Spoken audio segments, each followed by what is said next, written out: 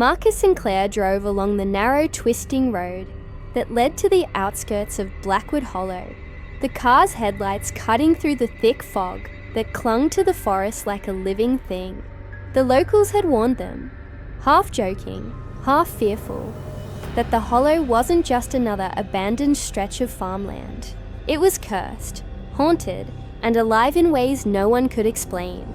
Marcus, an investigative journalist hungry for stories that chilled the spine, had brushed off the warnings. Claire, camera in hand, had been equally eager, her heart racing with anticipation rather than fear.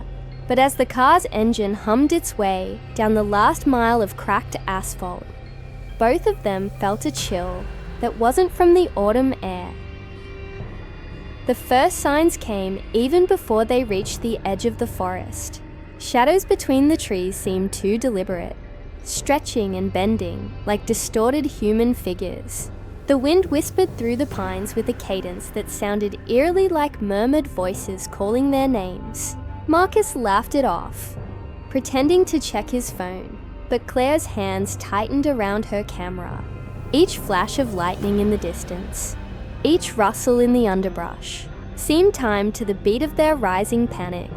They parked at the edge of the hollow fields, a vast expanse of fallow farmland, bordered by dense forest.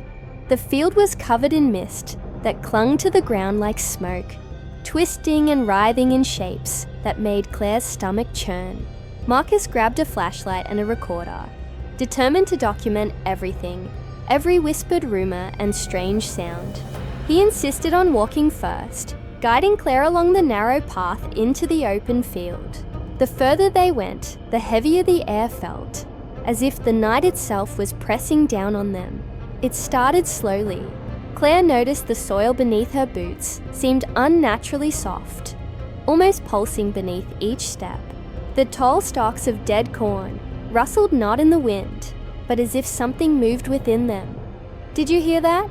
Claire whispered, clutching Marcus's arm. A faint scraping sound drifted toward them from somewhere deep in the field. Marcus strained to see, swinging the flashlight, but it illuminated only empty stalks, swaying in the mist. Then came the first whispers, barely audible at first, like breath carried on the wind, calling, "Marcus! Claire, come!" The words weren't words exactly. They were murmurs, but unmistakably human. Claire's camera shutter clicked nervously in her hands, the sound deafening in the oppressive silence. She wanted to run, but Marcus pressed forward, drawn deeper into the field by curiosity and a growing, inexplicable dread. The mist thickened. Shapes began to emerge, squat, twisting forms moving unnaturally through the fog. Marcus caught the briefest glimpse of them with the flashlight. Elongated limbs, bent at impossible angles, faces pale and obscured by shadow, their mouths open in silent screams. He blinked, and they were gone. "Did you see that?" Claire's voice trembled. Marcus nodded, but neither spoke again, both unwilling to acknowledge that something in the hollow was watching them. The whispers grew louder, more urgent, more insistent. They seemed to come from the ground itself. Marcus's foot sank into the soft soil, and he stumbled as something cold and damp curled around his ankle. Looking down, he saw a hand, human, pale, and filthy, fingers tipped with soil, reaching up from the earth as if trying to pull him in. Claire screamed, and the flashlight swung wildly, catching dozens of similar hands bursting through the soil around them. The field was alive. Every step forward was met with resistance, with movement in the soil that shouldn't have been possible. Marcus tried to grab Claire's hand, but the hands were faster, stronger, as if they had a collective will to drag them both down. He yanked Claire toward the edge of the forest, and for a moment, they broke free of the soil's grip.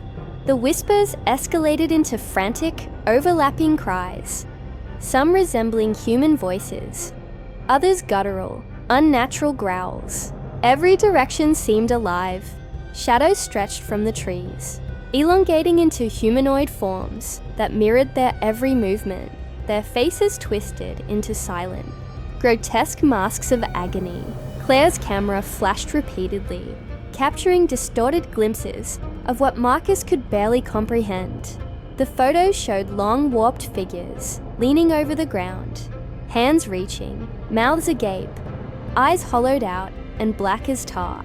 Even through the lens, Marcus could feel the weight of their gaze, the pull of something ancient and hungry that lurked just beyond the reach of the flashlight. Panic set in fully as the earth trembled beneath their feet. Roots twisted like serpents, breaking through the soil and curling toward them. Marcus shouted, trying to rally Claire, but the sound was swallowed by the surrounding cacophony. Whispers, the creak of bending trees, and the sudden, sharp cracking of branches, as if something immense moved through the forest, just beyond visibility. One shadow darted between the trees, impossibly fast, and Marcus swore he heard it chuckle, a dry, rasping laugh that made his blood run cold. They stumbled to a break in the field, where a lone, leafless tree stood, its gnarled limbs stretching skyward like grasping fingers. Marcus leaned against it, panting, listening to the creeping whispers circling them. Claire trembled beside him, her camera still snapping photos automatically.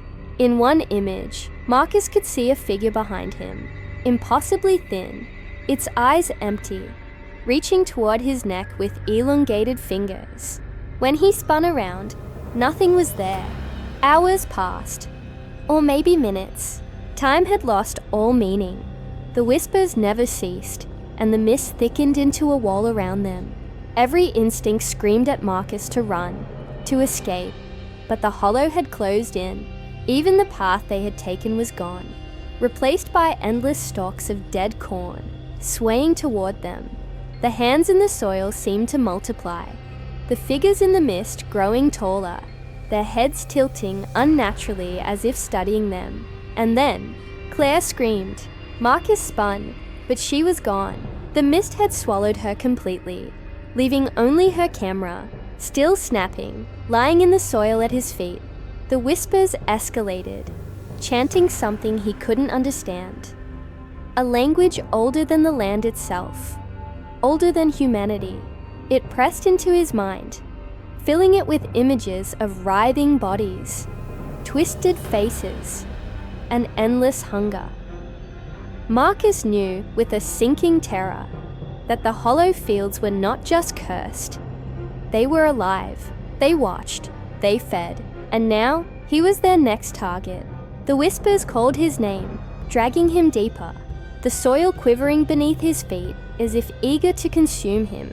The shadowed figures danced at the edges of his vision, always just out of reach, but always there, patient, relentless, hungry. Every instinct told him to flee, but there was nowhere to run. The field stretched endlessly, a maze of death and shadows, and Marcus was trapped in the heart of something beyond comprehension, something that had waited for them all along. His flashlight flickered, the shadows leaned closer, and the whispers grew louder, promising an eternity of terror. Marcus's heart pounded like a drum in his chest as he stumbled through the choking mist, clutching the empty space where Claire had vanished. The camera lay in the mud, still clicking pictures automatically, capturing movements he could barely see through the fog. Every direction he looked, the stalks of dead corn swayed unnaturally, twisting and turning as if reaching out to grab him. The whispers had evolved into screams now, overlapping, jagged, and impossibly loud, echoing inside his skull rather than through the air. His knees buckled, but some invisible force, something living in the hollow fields, pushed him forward. The soil beneath his feet rippled and shifted, and then came the first grasping hands, wriggling up through the mud like worms from some nightmare. They were pale, covered in dirt and dried blood, their fingers impossibly long, curling around Marcus's ankles.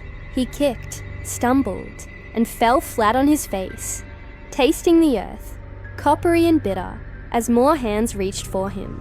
The figures in the mist grew taller, their faces grotesque masks of agony, mouth stretched impossibly wide, eyes black voids that seemed to swallow light. Each one moved in jerky, unnatural motions, closing in like predators circling prey. Marcus scrambled to his feet and ran blindly, tripping over roots that writhed like snakes, the gnarled branches of trees lashing at him as he passed. Somewhere, in the dense fog, a shadow moved faster than any human could, a figure that mirrored his movements, but was twisted, elongated, a reflection of his fear and his mortalities. It chuckled, low, dry, rasping, and Marcus felt the sound inside his chest, vibrating in his bones. The hollow was alive, and it delighted in terror. He screamed Claire's name, his voice swallowed instantly by the cacophony of whispers, and for a brief, horrifying instant, he thought he saw her. She was there in the mist, pale and disheveled, her hair stuck to her face, standing perfectly still. But then her head tilted at an unnatural angle, and the light in her eyes, the warmth, the humanity, was gone. A shadow seemed to peel itself from her body, stretching and twisting, while her mouth opened in a silent scream.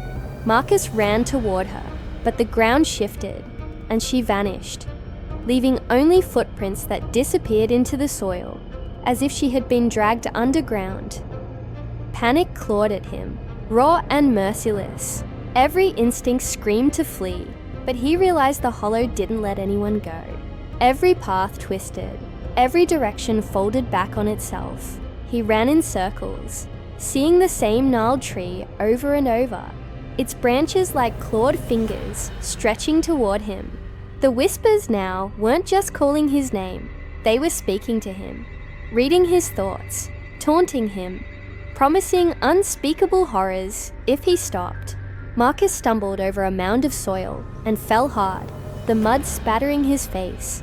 He tried to push himself up, but the earth grabbed his arms and legs like it had weight, dragging him down inch by inch. Then he saw it. A pit had opened in the ground, black and yawning, and from it poured bodies, twisted, broken, drenched in mud and blood, their faces frozen in eternal terror. They reached for him with grasping, skeletal fingers, moaning and whispering all at once. The air was thick with the smell of decay and iron, the sound of their collective breathing, a low guttural growl that vibrated through Marcus's bones. He tried to scream, but no sound came out. The hollow had swallowed his voice as efficiently as it had swallowed Claire. Desperation drove him forward, and he ran blindly into the trees at the edge of the field, only to find the forest alive with movement. Shadows danced along the trunks, twisting like serpents, elongating in ways that were physically impossible. Some of them bore the semblance of human faces, warped and grinning, eyes hollow and black, mouths stretching impossibly wide. They lunged and recoiled, always at the periphery of his vision, never quite catching him, but never letting him escape. He stumbled through brambles that tore at his skin, his clothes soaked with mud and blood. But he couldn't stop moving. A guttural laugh rang out above the whispers, and Marcus turned to see a massive figure emerging from the mist. It was a silhouette taller than any man, with limbs that bent wrong, the skin stretched tight over sharp bones, and a face that was nothing but an endless void, with flickers of Claire's features twisted inside. It pointed at him, and he realized that the thing in the hollow was learning, adapting, feeding off fear as much as flesh. Every scream he had ever made, every thought of escape, had only made it stronger. He ran until his legs ached, and his lungs burned, diving through thick mist and tangled undergrowth. But no matter where he went, the hollow followed. The ground split, the hands reaching up with intent and intelligence, pulling him down, dragging him closer to the yawning pit of bodies. He caught glimpses of more figures in the mist, dozens, hundreds, their bodies twisted and bloodied, some crawling on all fours, others floating inches above the ground. their mouths opening and closing in silent screams. Each one radiated hunger, and Marcus realized the whispers had been warnings, not messages. The Hollow didn't want to scare him. It wanted to consume him. And then he saw Claire again, or what had been her. She was at the center of a small clearing, her body contorted, limbs bending in impossible angles, eyes black voids, mouth dripping with something dark and viscous. She raised a hand to him, beckoning, but Marcus knew it wasn't her. The Hollow had claimed her, reshaped her into something between human and nightmare. The whispers surged, surrounding him, echoing in his mind. "Join us, forever. Your fear feeds us," he screamed, fighting against the grasping hands and writhing roots, running toward what little path he thought existed. But the Hollow was relentless. Every step forward was met with resistance. The mist thickened into a wall, and the shadows leaned closer. Marcus tripped, falling face first into the mud. The hands reached for him, more numerous, more insistent. He clawed at the earth, trying to pull himself free, but the soil clutched him like it was alive. Above him, the shadowed figure loomed, Claire's face twisted and incomprehensible within its void, mouth opening impossibly wide in a silent scream. Time lost meaning. Marcus could no longer tell if he had fallen, screamed, or even moved at all. All he knew was the Hollow, the whispers, the grasping hands, the twisted shadows, and the endless hunger. When the first rays of morning light touched the edges of the forest, the clearing was silent. The mist had begun to lift. The whispers ceased, leaving only a heavy, unnatural quiet. Where Marcus had lain, there was nothing. No footprints, no struggle, no sign that he had existed, except for his camera, half buried in the mud, still recording. The images were horrifying. Glimpses of pale, clawed hands reaching from the soil, elongated shadows closing in, Claire's twisted, hollowed face appearing in impossible angles. The field seemed to pulse in the photos, as if alive, waiting for the next victim. Blackwood Hollow had claimed them both. The locals would tell the story again. The journalist and his friend, drawn by curiosity, swallowed whole by the land itself. The hollow fields were patient. It waited for fear, for curiosity, for life. And every night it stretched its fingers deeper, whispering, calling, feeding.